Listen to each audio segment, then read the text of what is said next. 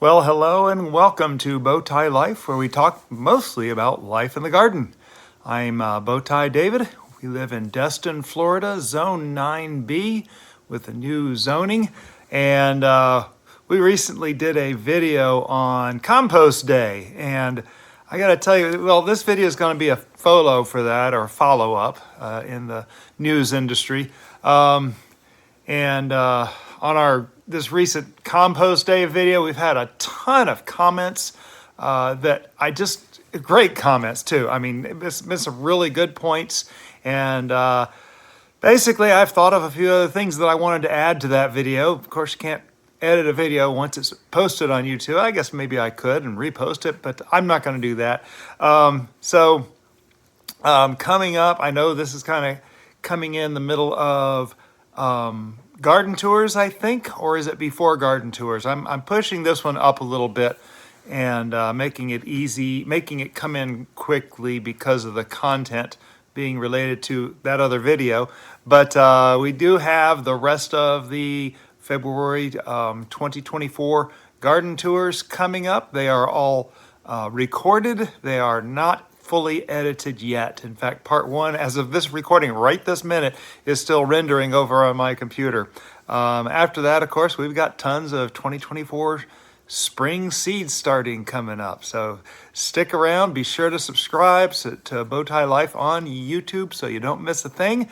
The videos do come out first on YouTube.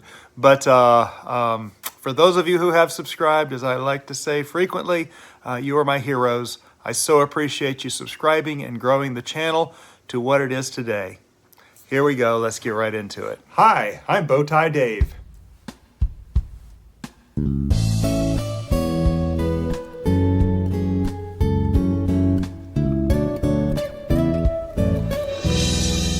So yesterday, Mrs. Bowtie and I, that was Sunday, February 4th, Mrs. Bowtie and I went and did some goat snuggles. I don't know if you've ever seen our goat picture up here on top of the mantle. It's not up all the time. We changed that picture out depending on the season. Right now it's goats.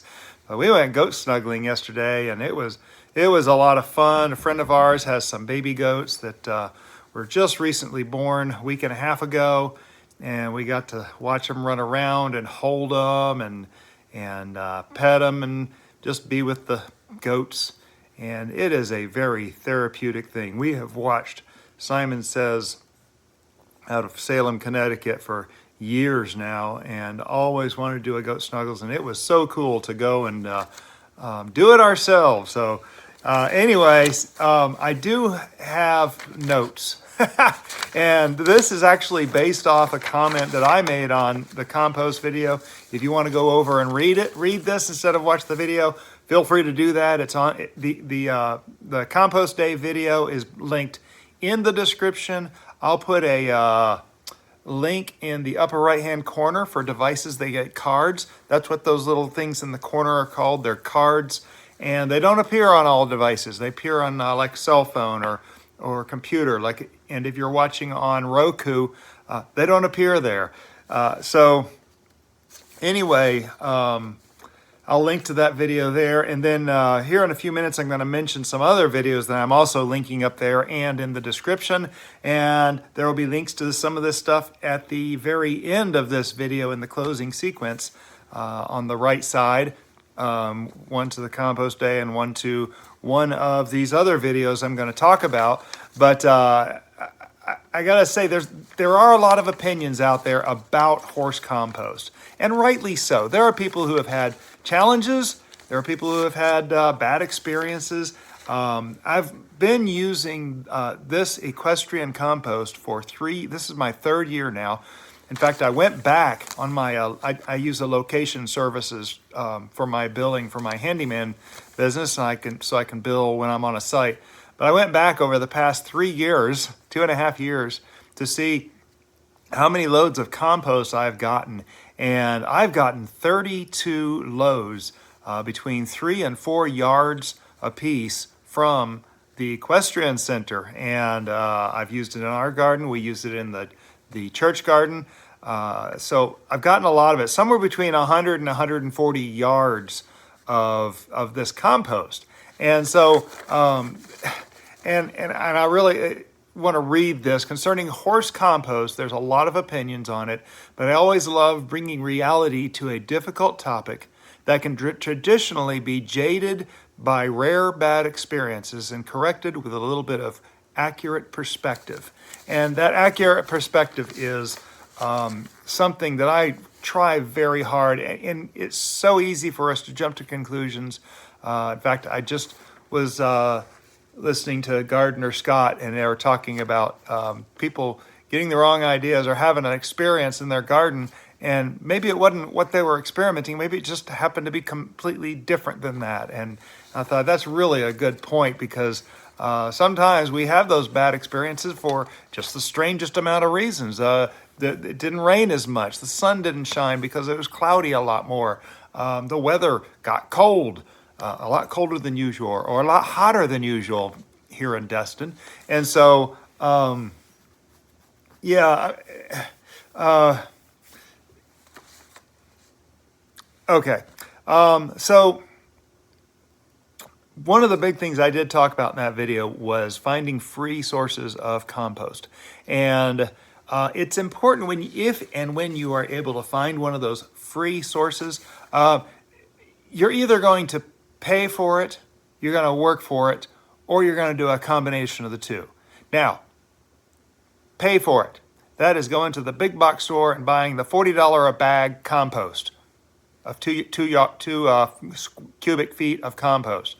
A 2 cubic feet bag of compost for $20, $30 blows my brain. I'll admit, I'm a cheapskate, okay? I know that. There's no doubt about it. It blows my brain. I can't do that. I spend $6 on those bags, and still have a little bit of challenge with it, but I'm happy to do that because it's good. I know it's good soil. I've been using some of those for years, and I will continue to do that on occasion.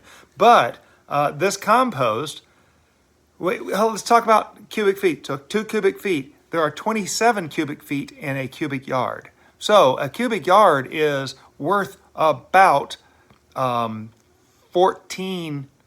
or 14 bags of soil or compost that you buy at the store. So 14 or 15 bags per yard. I've gotten somewhere between 100 and 140 yards of this compost. I've gotten a lot of it. So yeah, I know I'm cheap. But when you're going and getting this free stuff, first things first, ask questions. Find out about it. Find out what they do. Find out what, it's normally the farmer that's doing this. Find out what they do with it. Where do they source their stuff? Do they get stuff that may be sprayed with Grazon or Roundup or stuff like that? Some of those poisons. Ask questions. And typically what you'll find, if someone's being a little sheepish about the answers and not wanting to give full information, move on. There's plenty out there that will be happy to give you information and get some stuff off their property. Hopefully they're not going to lie to you. You have to use some discretion and all of that, and pay attention to what's going on with people as you're talking to them. So I know a lot of people are talking about that Grazon and Roundup. They're not the only two poisons out there. There's a lot of stuff out there. They have a lot of different names. Be aware. Try to be aware of those names. The stuff that could be used in chicken farming might be completely different than the stuff used in raising horses or cows or whatever, oats, whatever else that's out there. Another thing that you can do, it's actually, there are soil tests out there, but the first soil test that you can do, and it's very cheap, is trying to grow some beans in that compost. What you do is you just take a pot of pure compost, stick some bean seeds in there, that's the beans, and see them grow. And they'll sprout, they'll put up their cotyledon leaf, they'll start growing regular leaves, and very quickly you'll be able to tell if there's any amount of those poisons in there. They'll have deformed leaves, they'll not germinate. They might come up and just struggle and just never really develop. You can tell pretty quick when there's too much poisons in this compost by just growing some beans in them. There's a lot of channels out there that talk about this and have done these types of tests to find out what kind of compost they're getting. Now, another thing to bear in mind here is that there is, unfortunately, no such thing as 100% chemical-free soil in our environment today. There have been so much chemicals poured onto agriculture, into our foods, into our systems, into our water. There's just been so much going on. You can't get 100% pure. There are levels of acceptancy, and that's really what it boils down. And interestingly enough, when if you do send your soil in for a soil test, which you can do, there are soil tests that range from anywhere from $10 at your local, whatever your local farm organization is. I can't think of what the name of it is right now, but you can do soil tests through them. You can send off to better soil tests. There's also soil tests that cost hundreds, even thousands of dollars. And normally, in fact, those cheaper soil tests that you normally do, they'll tell you, if you look in the disclaimers, they'll tell you right off that they can't test for 100% purity of all your soil. They don't have the ability to test that sensitively. And so even if you did spend hundreds of dollars trying to test the soil, and you say, okay, it's 100% pure. Let's say you spend $1,000 finding out that this soil is 100% chemical free, and you put it out in your garden. You know what? The first rain is going to have whatever minuscule amount of whatever is in the environment. And we know that there's a lot in there. There used to be stories about acid rain out there all the time. And, well, I don't know if we're having so much acid rain like we did back in the, 50s to 70s, somewhere in there. But it's still out there. It's just at acceptable levels. Now, there's a few methods of effective organic remediation of soil. That means getting poisons out of soil. And I know I'm sure there's a lot more than I know of. I am not a pro in this. This is just what I'm finding out by doing it and seeing it. The first thing that I'm excited to see the results of is using mushrooms and fungus to consume and remove toxins from soil. Now, I'm going to shout out Roots and Refuge here, and I don't lightly shout out other channels. In fact, my subscription list on YouTube is very selective. I don't just subscribe to everyone. I'll admit, I do watch the videos of the channels I subscribe to, and I watch them regularly. And I watch people that I find are ethical and accurate, and sometimes that's hard to find on YouTube. And I try to be as ethical and accurate as I can. I do my research. I try to get things right. Occasionally, I don't get them right. I love the experiments where something goes wrong, frankly. We kind of play around with that here on this channel at times. But Roots and Refuge Farm did a phenomenal set of videos on this very topic. They had actually got some contaminated soil that they put in their, one of their greenhouses. They put in beds and put all this stuff in there, and it turned out it was killing their plants. And they ended up going through almost a year of remediation using mushrooms of all things. And they put a fantastic series of videos out on this. In fact, I'll link them in the top right corner of this video in the cards and in the description below, and one of them on the closing screen of this video. But the mushrooms actually cleaned up the soil. The fungus cleaned the soil for them. Certain kinds did this, and there's all kinds of, off the top of my head, I can remember hearing of certain bacteria that eat like nuclear waste at contamination sites. And, there's so much in nature that God's created that we don't even know of yet, I believe. And and some amazing things can happen from all that. But yeah, the sets of videos over there at Roots and Refuge where they did, I know there's 4 videos in the links here that I'm linking to of theirs. Excellent videos, good information, just fantastic stuff. Will over there and Jess, they did some really good work putting those videos together. There is one more method of remediation which is extremely organic because it is nature itself. And a pile, in fact, those piles of compost at the Equestrian Center, that mountain has been there for decades. Not just a year, not 2 years, not 10 years, not 15 years, over 20 years, and it might be as much as 30 years that they have been having horses there at that Equestrian Center. So a lot of time has gone by for some of the soil. Now the problem is the soil underneath that mountain is the oldest stuff. When I first got there, there were piles way back in the back. In fact, I was when I walked over the right side of the mountain and showed you the dark area of the back, I pointed out there used to be dark mountains in the back there of soil that was between 6 and 20 years. Now, 6 and 20 years, folks, there's a half-life to most, if not all, of these poisons. And this half-life, basically what the half-life means, let's say it's this much poison, okay? A lot of poison. Well, in a half-life, it's going to be half of that, exactly half of that. Now, the time it takes it to get to that point is the half-life varies on poisons. If a molecule is really large, the half-life is a bit longer. Roundup, very large molecule. Grazon, I don't know what size molecule it is, but that the half-life can wash out with the rain and everything else and be washed away into, unfortunately, our water system and the groundwater.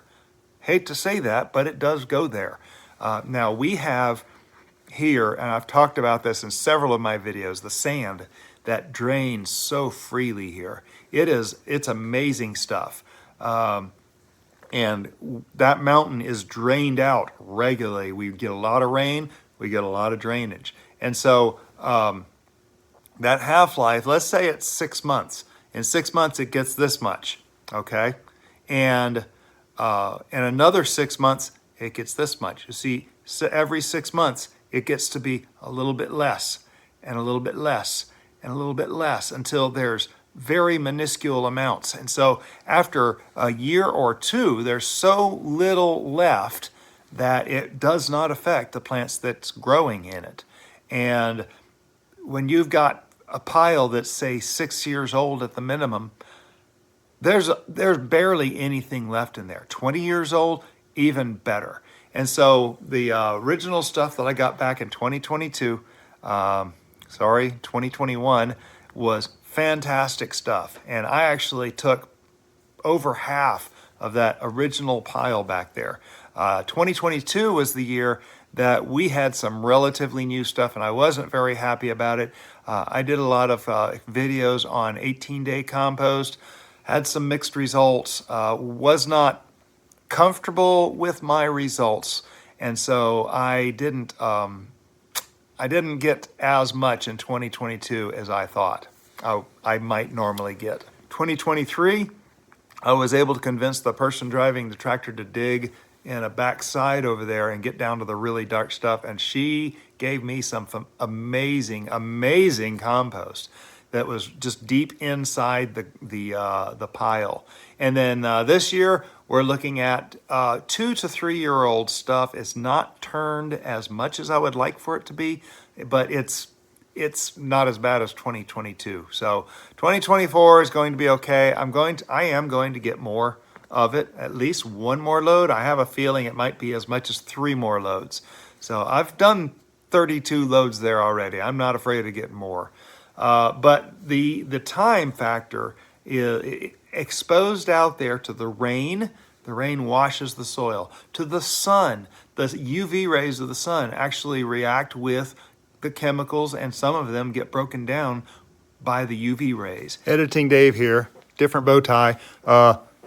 Sitting here editing the video, realized I left something out right here One of the reasons why I like to mulch with the compost is because the sun will also react to some of the stuff that might be in this compost and neutralize it. UV rays are great. UV rays that come from the sun that many people are afraid of.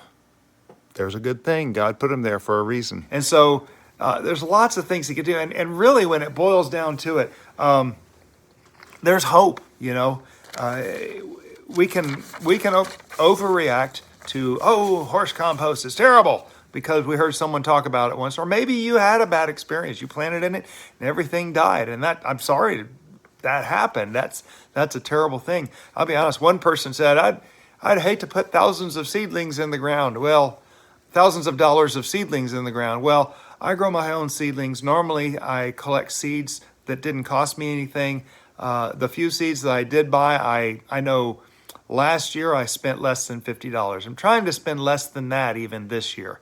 3 years ago, we spent over $200. That hurt, and I'm trying to get that to be less and less each year. But there is hope. You can remediate these problems. You can successfully grow in soil, even if it is at one time bad. And you know, it's like someone's story may be very ugly right now, but God's not done with them yet. Well, we're not done with this soil yet either, and neither is God, and He can clean it, and He can help heal the earth with all kinds of methods. And when it boils down to it, we can have a little discretion, we can inquire, we can investigate, and we can find out the facts about our compost. So anyway, that's really what it boils down to. I just had a lot of extra things I had said in that comment on the Compost Day video from a few days ago, and I just thought I'd make a video about it. So I want to thank you all for following along today. Those of you who have subscribed to Bowtie Life on YouTube, you are my heroes, and I appreciate you helping to make Bowtie Life what it is today. It really helps to grow the channel. We are working hard to do this so we can get to the next level, and at that point we can do so much more. And for those of you just finding Bowtie Life, first off, go back and watch the Compost Day video if you haven't watched it yet. But this is my own personal journal of everything going on in the garden. And with my ADD brain, I've tried journaling, I've tried photography, I've tried various processes that are available to record what's going in the garden. And these videos really speak to my brain the best. And I actually go back and watch these things. Some mornings I actually will play on the TV my videos, just let them play as I'm getting ready in the morning, as I'm brushing my teeth, as I'm doing my breakfast, as I'm maybe doing a load of dishes or whatever. I'll play these videos and they remind me of things, and I go do them, and that's how I get stuff done. That's just how my brain speaks its own weird little language. Be sure to subscribe to Bowtie Life on YouTube so you don't miss a thing. Don't miss anything that's happening in the garden as we're documenting everything that goes along. You are invited to join me. Another way you can help the channel grow is to click the thumbs up on this video if you thought it was informational. This helps us know that we're doing the right thing, and that you may be interested in more content like what we're creating here. The thumbs up, share this video on your social media maybe with friends that have concerns about compost in their garden, or if they're looking for free sources and knowing what to look for and what kind of work is involved in getting free compost. It is possible, folks. You don't have to spend $10,000, $100,000 to grow a garden in your yard. You can see here our property is 100 foot wide, 106 foot deep. It is right at a 1/4 acre. We've grown gardens. We have gardens all around the property that we're growing various things with. Join us on our video tours every single month as we see the progress in each garden bed, and continue along with us. Thanks for listening. Thanks for watching. Have a blessed day.